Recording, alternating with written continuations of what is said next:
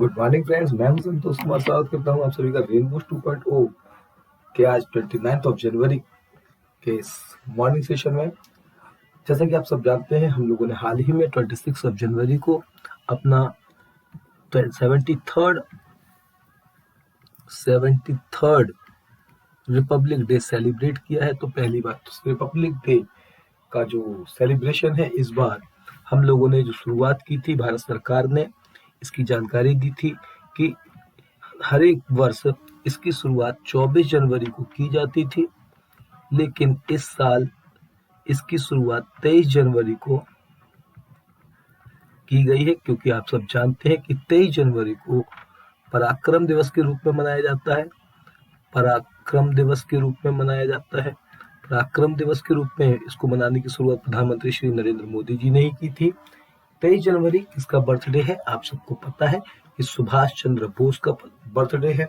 सुभाष चंद्र बोस, नेताजी सुभाष चंद्र बोस का ये जो बर्थडे है, इसको हम 125वां वर्ष गांठ है उनकी, और उनके ही बर्थडे पे, सुभाष चंद्र बोस के ही बर्थडे पे हमने इस बार उनको एक तरह से श्रद्धांजलि, श्रद्धा सुमन और अपनी भावनाओं को व्यक्त करते हुए भारत सरकार ने 23 जनवरी को पराक्रम दिवस से ही गणतंत्र दिवस की जो फेस्टिवल है, जो हमारा नेशनल फेस्टिवल है, इसकी शुरुआत 23 जनवरी से ही कर दी थी, जो कि 30 जनवरी तक चलेगा, जब प्रधानमंत्री और राष्ट्रपति की मौजूदगी में राष्ट्रपति भवन में इसका बीटिंग और स्ट्रीट के द्वारा अंतिम परेड करके समापन समारोह किया जाता है, गणतंत्र दिवस समारोह का।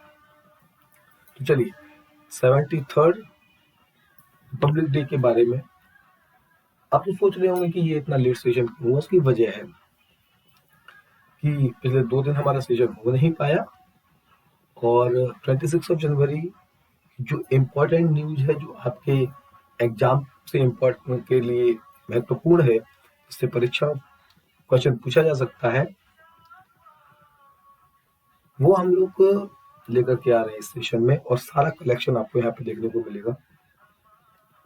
तो चलिए 73rd और रिपब्लिक डे की कुछ इंपॉर्टेंट बातें समझे। उससे पहले हम लोगों को देखना होगा कि why we celebrate our republic day on 26 January 1952। आगे हम लोग कंटिन्यू कर रहे हैं हमेशा। 26 जनवरी 1950 से हमने रिपब्लिक डे सेलिब्रेशन की शुरुआत की, क्योंकि आप सब जानते हैं कि इस दिन हमारा संविधान पूर्णतः लागू हुआ था।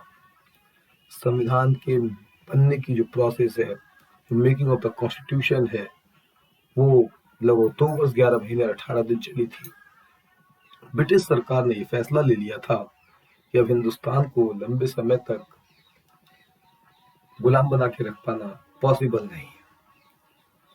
ब्रिटेन में 1946 में एक नई सरकार आई, क्लीमेंट इटली उसके प्रधानमंत्री बनते हैं। एक टीम भारत भेजी जाती है, इसे कैबिनेट मिशन कहते हैं। कैबिनेट मिशन की रिकमेंडेशन पे भारत में कॉन्स्टिट्यूएंट असेंबली बनाई जाती है, और वो कॉन्स्टिट्यूएंट असेंबली हमारे देश के संविधान का निर्माण करती है। तो गणतंत्र दिवस पर जो जो है विशेष, वो हम सब आपके सामने करेंगे पेश। चलिए ध्यान देते हैं। गणतंत्र दिवस की शुरुआत, हमारा कॉन्स्टिट्यूशन 26 जनवरी 1950 को लागू हुआ, इसीलिए हम 26 जनवरी को ही अपना गणतंत्र दिवस मनाते हैं। 26 जनवरी 1950 को हमारा कॉन्स्टिट्यूशन पूर्णतः लागू हुआ।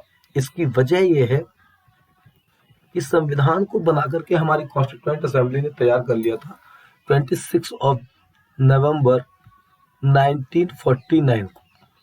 हमारा कॉन्स्टिट्यूशन बना करके तैयार कर लिया था 26 नवंबर 1949 को, मगर इसको पूर्णतः लागू किया गया 26 जनवरी 1950 को। उसकी वजह ये थी क्योंकि जब हमारा मुल्क गुलाम था, जब हमारा मुल्क अंग्रेजों के अधीन था, ब्रिटिश हुकूमत थी, तो स्वतंत्रता के मतवालों ने, उसके दीवानों ने, कांग्रेस वर्किंग कमेटी ने 1930 से 26 जनवरी को ही गुलाम भारत में भी आजादी का उत्सव मनाने की शुरुआत कर दी थी। इस तिथि के महत्व को बचाए रखने के लिए हमारे फ्रीडम फाइटर्स और फ्रेमर ऑफ द कॉन्स्टिट्यूशन ने इसे 2 महीने होल्ड करके 26 जनवरी 1930 को ही लागू करने का विचार बनाया। Making of the constitution. अब देखिए, संविधान बनने की जो प्रोसेस है वो कैबिनेट मिशन की रिकमेंडेशन पे शुरू हुई। कैबिनेट मिशन ने कहा था कि एक कॉन्स्टिट्यूएंट असेंबली बनाइए और वो कॉन्स्टिट्यूएंट असेंबली यानी संविधान बनाने वाली सभा भारत के लिए संविधान का निर्माण करे। संविधान सभा की पहली बैठक 9 दिसंबर 1946 को की जाती है। ये आपको पता होना चाहिए कि संविधान सभा की पहली बैठक कब हुई थी, 9 दिसंबर 1946 को। और 11 दिसंबर 1946 को डॉक्टर राजेंद्र प्रसाद को संविधान सभा के अध्यक्ष के रूप में चुन लिया गया था। Doctor Rajendra Prasad elected as its president. 9 दिसंबर 1946 को संविधान सभा की पहली बैठक हुई और 11 दिसंबर 1946 को संविधान सभा के अध्यक्ष के रूप में डॉक्टर राजेंद्र प्रसाद को चुन लिया गया। अगस्त 29 तारीख को एक महत्वपूर्ण कमेटी को फॉर्म किया गया, जैसे ड्राफ्टिंग कमेटी या प्रारूप समिति के नाम से आप जानते हैं। प्रारूप समिति के रूप में आप लोग जानते हैं। प्रारूप समिति वही समिति है। इस समिति के अध्यक्ष थे डॉक्टर भीमराव अंबेडकर। डॉक्टर अंबेडकर इस समिति के अध्यक्ष थे और इस समिति में 7 लोग थे। ये बहुत इंपॉर्टेंट कमेटी है, इसलिए इसको संविधान सभा की ड्राफ्टिंग कमेटी को हम आर्किटेक्चर कमेटी या वास्तुकार समिति के नाम से भी जानते हैं, क्योंकि संविधान में किन चीजों को किस तरीके से कहाँ पे कैसे रखा जाएगा, इसका मेन ड्राफ्ट तैयार करने की जिम्मेदारी डॉक्टर अंबेडकर और उनकी कमेटी ड्राफ्टिंग कमेटी को दी गई थी। तो 29 अगस्त 1947 को देश की आजादी के 14 दिन बाद हमने ड्राफ्टिंग कमेटी का गठन किया था। उसके बाद 26 नवंबर 1949 को पूरी ड्राफ्टिंग कंप्लीट कर ली गई, संविधान बन गया और इसकी 3 बार रीडिंग भी कर ली गई। संविधान को बनाने के बाद उसकी 3 बार रीडिंग की। अंतिम वाचन, अंतिम रीडिंग यानी कि लास्ट रीडिंग जो चली वो 15 नवंबर से 26 नवंबर तक चली। 15 नवंबर से 26 नवंबर लास्ट रीडिंग जो चली।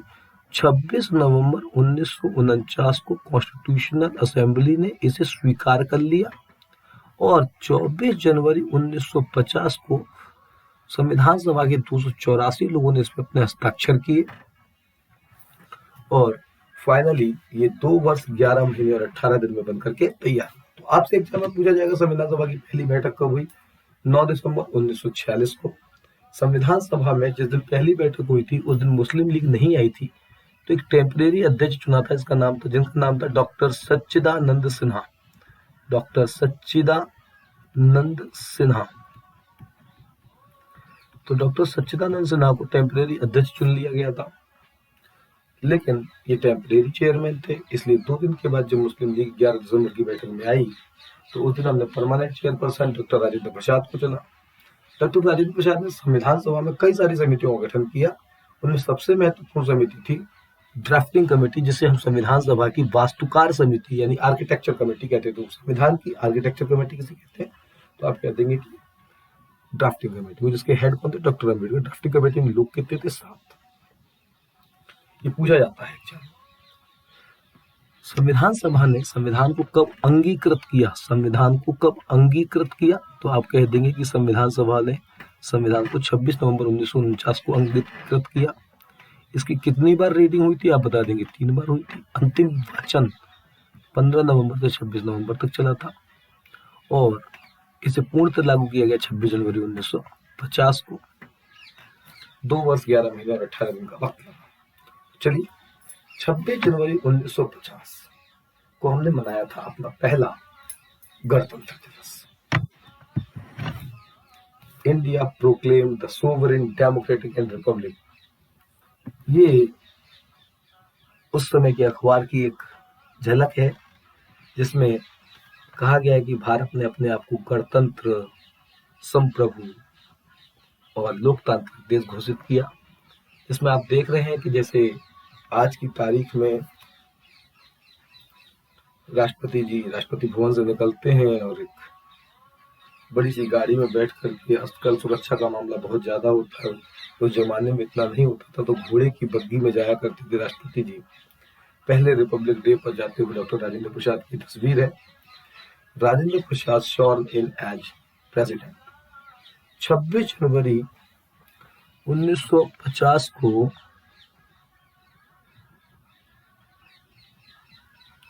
26 जनवरी 1950 को जैसे ही राष्ट्रपति राजेंद्र प्रसाद बने 10:18 पे भारत गणतंत्र हो गया।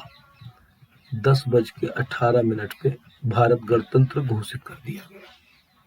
ठीक, तो चलिए आगे बढ़ते हैं। पहले गणतंत्र दिवस की कुछ झलकियां आप देख रहे हैं अपने स्क्रीन पे। ये पहले गणतंत्र दिवस पर राष्ट्रपति जो फ्लैग वेव करने के लिए राजपथ पे पहुंचे हैं उसकी कुछ तस्वीरें हैं। तीनों सेनाएं और राष्ट्रपति का स्वागत करते हुए कुछ लोग। दर्शक दीर्घा में भी काफी सारे लोग आपको दिखाई दे रहे हैं, कुछ विदेशी मेहमान भी हैं। एक बात बता दूं आपको कि भारत के पहले गणतंत्र दिवस पर क्वेश्चन आपके एग्जाम में आएगा, भारत के पहले गणतंत्र दिवस पर who was the chief guest. हमारे देश में एक परंपरा रही है कि हर एक गणतंत्र दिवस पर किसी न किसी को चीफ गेस्ट बुलाया जाता है, लेकिन पिछले 2 वर्षों से कोविड-19 के इफेक्ट की वजह से कोई भी चीफ गेस्ट हमारे देश रिपब्लिक डे सेलिब्रेशन में नहीं आ पाए। पहले गणतंत्र दिवस पर इंडोनेशिया के राष्ट्रपति आए थे। इंडोनेशिया के राष्ट्रपति को बुलाया गया था। इंडोनेशिया के राष्ट्रपति आए थे 1950 में पहले गणतंत्र दिवस पे, जिनका नाम प्रेसिडेंट सुकीर्णो था। सुकीर्णो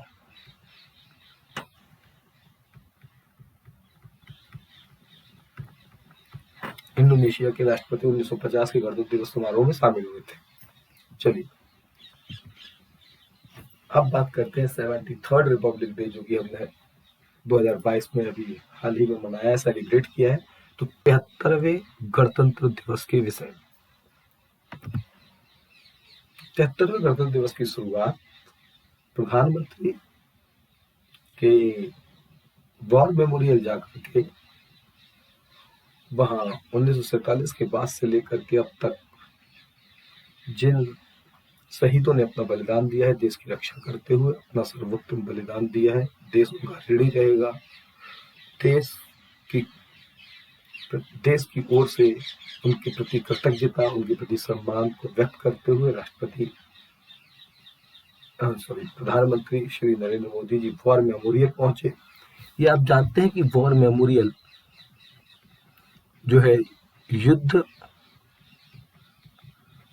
में मारे गए या युद्ध में शहीद हुए लोगों के प्रति भारत देश की ओर से शहीदों को समर्पित है, जिसका निर्माण प्रधानमंत्री नरेंद्र मोदी ने 2019 में प्रारंभ कराया था। यह बन के तैयार हो गया है। इसमें 5 सर्कल हैं, जिसमें सर्वोत्तम बलिदान, परमवीर चक्र प्राप्त विजेता और अशोक चक्र, महावीर चक्र, जो भी मतलब जो गैलेंट्री अवार्ड्स हैं, मिलिट्री अवार्ड्स हैं, उस तरीके से कई सारे सर्कल्स में इनके नाम लिखे हुए हैं। 1947 से लेकर के अब तक देश के लिए जिन लोगों ने बलिदान दिया है, इसमें एक इंडिया गेट से लाकर के एक अमर जवान ज्योति को भी इसमें समाहित किया गया है। इस पर पहली बार प्रधानमंत्री जी ने श्रद्धा सुमन अर्पित किया। इससे पहले यह प्रथा थी कि वो इंडिया गेट जाते थे। आप देख रहे हैं इसके पीछे आपको इंडिया गेट की झलक दिख रही है। इससे पहले प्रधानमंत्री जी इंडिया गेट जाया करते थे और वहां पे शहीद स्मारक जो कि अमर जवान ज्योति है, वहां पर वो अपनी श्रद्धा सुमन को अर्पित करते थे। तो आइए जानते हैं इंडिया गेट का इतिहास क्या है, वॉर मेमोरियल क्यों बनाया गया। चलिए, इंडिया गेट ऐसा माना जाता है कि पहला विश्व युद्ध जो हुआ,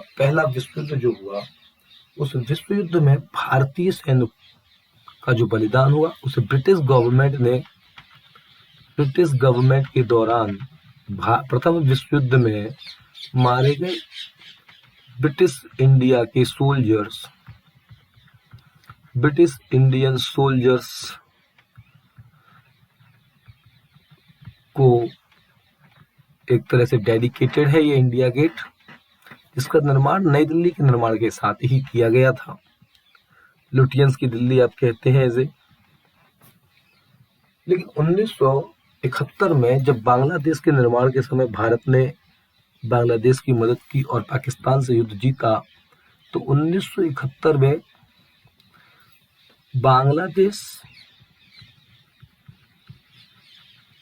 के निर्माण के समय जो इंडिया पाकिस्तान युद्ध हुआ उसमें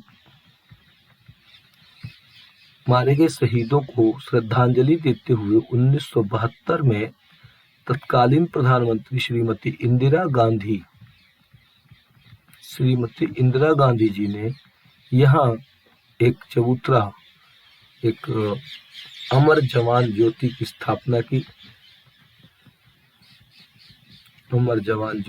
स्थापना की, जिसमें एक अज्ञात सैनिक की राइफल और उसकी कैप भी लगी हुई है।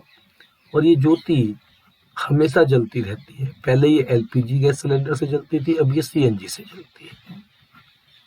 ऐसा माना जाता है कि इसी अमर जवान ज्योति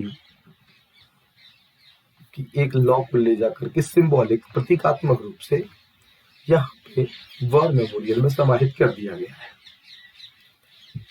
तो इंडिया गेट का निर्माण कैसे हुआ? इंडिया गेट पूर्व में इसे ऑल इंडिया वॉर मेमोरियल के नाम से जाना जाता था। पूर्व में अखिल भारतीय युद्ध स्मारक के रूप में जाना जाता था। यह एक युद्ध स्मारक है जो नई दिल्ली में औपचारिक अक्ष के पूर्वी किनारे पर राजपथ के किनारे स्थित है, जिसे पहले किंग्स वे कहा जाता था। इसे पहले क्या कहते थे? किंग्स वे कहा जाता था। It stands as the memorial to 90,000 soldiers of the British Indian Army who died between the 1914 to 1921. British Indian army के उन जवानों को ये समर्पित है जो 1914 से 1921 के बीच में मारे गए थे, यानी प्रथम विश्व युद्ध के दौरान, और उसके कुछ समय बाद तक जो सैनिक मारे गए, जिनमें 90,000 सैनिकों को ये समर्पित किया गया है। In the First World War in France, Flanders, Mesopotamia, Persia, East Africa, Gallipoli, and elsewhere in the near and the far east of the Third Anglo-Afghan War, 13,300 servicemen's names included some soldiers and the officers of the United Kingdom are inscribed on the gate, designed by the Edward Lutyens. मैंने बताया था इसको Lutyens की दिल्ली आप कहते हैं। तो इतने सारे सैनिकों को यह समर्पित था। इंडिया गेट में बांग्लादेश लिबरेशन वॉर जो हुआ 1972 में, उसके बाद यहाँ पे अमर जवान ज्योति की स्थापना की गई। Flame of the immortal soldiers has since 1971 served India tomb of the unknown soldier. वहाँ पे एक अननोन सोल्जर की हैट और राइफल भी लगी हुई है। और हर एक रिपब्लिक डे में prime minister visit the gate to pay their tribute to Amar Jawan Jyoti, following which republic parade start. Republic day की परेड प्रारंभ होने से पहले वो जाते हैं। Gate is often location for civil society protest. ठीक है, सिविल सोसाइटी के जो प्रोटेस्ट वगैरह होते हैं वो इंडिया गेट पे किए जाते हैं। चलिए आगे बढ़ते हैं। ठीक है, जैसा कि मैंने बताया था कि पहले 26 जनवरी कार्यक्रम में इंग्लैंड के, इंडोनेशिया के राष्ट्रपति भारत आए थे। इस बार 5 देशों के हेड्स को भारत आना था। वो 5 देशों के हेड जो है कजाकिस्तान, किर्गिस्तान, तजाकिस्तान, तुर्कमेनिस्तान और उज्बेकिस्तान है। लेकिन कोविड-19 के इफेक्ट की वजह से वो नहीं आ सके। तो आपको नाम याद करने हैं कौन कौन से देशों के राष्ट्रपतियों को बुलाया गया था। Kazakhstan, Kyrgyzstan, Tajikistan, Turkmenistan and Uzbekistan. यूं तो 2021 में भी इंग्लैंड के प्रधानमंत्री बोरिस जॉनसन को बुलाया गया था, लेकिन बोरिस जॉनसन ने कोविड-19 प्रोटोकॉल के चलते आने से इनकार कर दिया था। तो पिछले 2 वर्षों से हमारे देश में कोई भी राष्ट्रीय प्रमुख नहीं आ पा रहे हैं कोविड-19 की वजह से। इस बार 26 जनवरी यानी गणतंत्र दिवस की पूर्व संध्या पर हमारे देश में पद्म पुरस्कारों की अनाउंसमेंट भी की गई। हमारे देश में सिविल सोसाइटी को यानी सिविलियंस को दिए जाने वाला सर्वोच्च पुरस्कार आप जानते हैं कि भारत रत्न है। सर्वोच्च पुरस्कार कौन सा है हमारे देश में जो सिविल सोसाइटी को दिया जाता है, जो मिलिट्री में नहीं है? सर्वोच्च पुरस्कार जो दिया जाता है वो दिया जाता है किसको? सर्वोच्च पुरस्कार दिया जाता है भारत रत्न, जो पूरे भारत में, या हो सकता है कोई विदेशी व्यक्ति भी हो। उसके बाद दूसरा दिया जाता है पद्म विभूषण। पद्म विभूषण ये सेकंड सिविलियन अवार्ड है। थर्ड सिविलियन अवार्ड है पद्म भूषण और फोर्थ सिविलियन अवार्ड है पद्मश्री। तो ये जरूरी नहीं होता कि हर वर्ष हम भारत रत्न की अनाउंसमेंट करें। 26 जनवरी की पूर्व संध्या पर गृह मंत्रालय कौन जारी करता है ये सब कुछ? तो आपको याद रहना चाहिए कि गृह मंत्रालय इसकी सूची जारी करता है। तो 26 जनवरी की पूर्व संध्या पर हमें पद्म पुरस्कारों की सूची भी प्राप्त हुई भारत सरकार के गृह मंत्रालय की ओर से, जिसमें इस बार भारत रत्न की तो अनाउंसमेंट नहीं की गई है, लेकिन पद्म विभूषण, पद्म भूषण और पद्मश्री की अनाउंसमेंट की गई है। कुल 128 लोगों को पद्म पुरस्कारों से सम्मानित किया गया है। ये आप देख रहे हैं स्क्रीन पे, आप सब पहचानते होंगे। ये उत्तर प्रदेश के पूर्व मुख्यमंत्री कल्याण सिंह, भाजपा के दिग्गज नेता, राम मंदिर आंदोलन से जुड़े रहे कल्याण सिंह, राजस्थान के राज्यपाल भी रहे हैं। ये जनरल बिपिन रावत हैं, इनको आप पहचानते हैं, हाल ही में इनका निधन हुआ है। और ये गुलाम नबी आजाद हैं। गुलाम नबी आजाद जो कि कांग्रेस के बड़े नेता हैं, राज्यसभा सांसद थे, सोनिया गांधी के बहुत करीबी माने जाते हैं। तो कल्याण सिंह और जनरल बिपिन रावत को मरणोपरांत पद्म विभूषण से सम्मानित किया गया है, जबकि गुलाम नबी आजाद को पद्म भूषण से सम्मानित किया गया है। चलिए देखते हैं। ये पद्म विभूषण पुरस्कारों की बात हो रही है। पद्म विभूषण, अगर आपसे पूछा जाए एग्जाम में पद्म विभूषण कितने लोगों को दिया गया, आप बता दें कि 4 लोगों को दिया गया। पद्म विभूषण कितने लोगों को दिया गया? 4 लोगों को दिया गया, जिसमें पहला नाम आप देख रहे हैं प्रभा आत्रे, जिनको कला के क्षेत्र में दिया गया है। कला यानी कि संगीत हो सकता है, अभिनेत्री हो सकती है, नृत्यांगना हो सकती है, किसी भी एक विशेष क्षेत्र में महारथ उनके पास हो सकता है। महाराष्ट्र से बिलोंग करती है। आइए तो जानते हैं प्रभा आत्रे जी। ये एक नृत्यांगना है और कला के क्षेत्र में इनको, प्रभा आत्रे जी को पद्म विभूषण पुरस्कार दिया गया है। तो आपसे पेपर में पूछा जा सकता है इस बार पद्म विभूषण कितने लोगों को दिया गया है? आप बोलेंगे 4 लोगों को। इस बार पद्म विभूषण जो एक 89 इयर्स की महिला है उनको दिया गया है, जिनका नाम प्रभा आत्रे है। वे किस क्षेत्र से जुड़ी हुई है? तो आप बोलेंगे नृत्यांगना है। नृत्यांगना है, नृत्य के क्षेत्र से जुड़ी हुई है, कला के क्षेत्र से जुड़ी हुई है।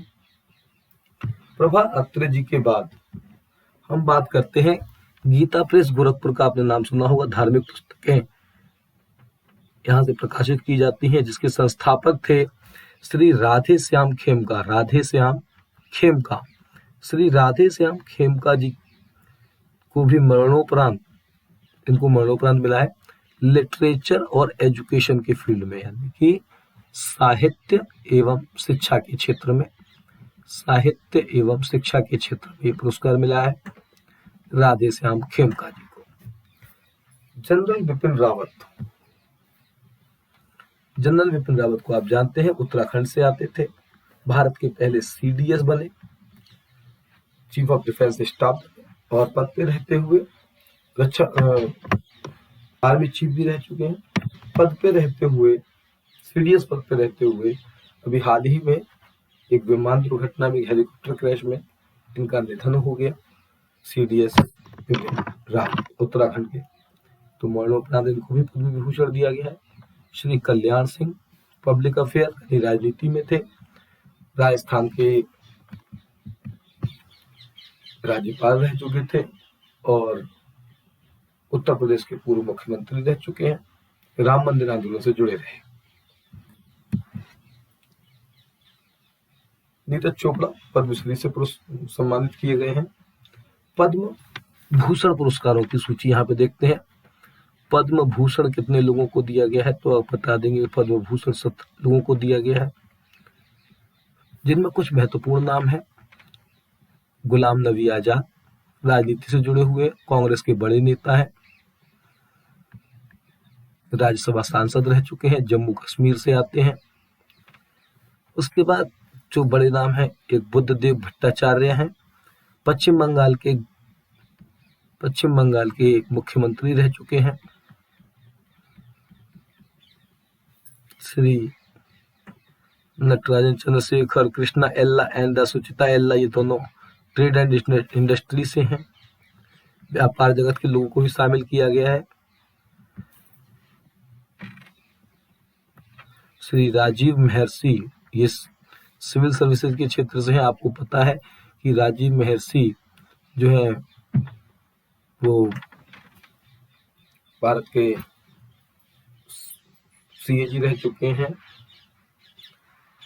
और वित्त मंत्रालय के वित्त सचिव भी रह चुके हैं।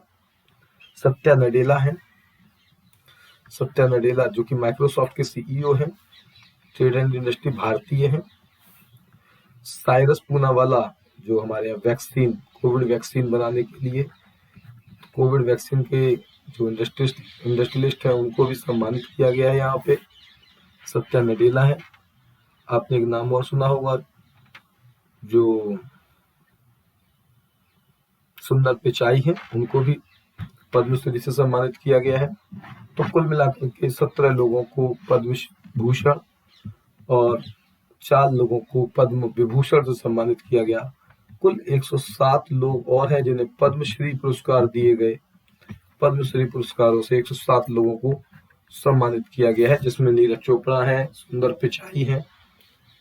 तो ये आपके एग्जाम में पूछा जा सकता है। तो आज के लिए इतना ही। धन्यवाद। Good bye.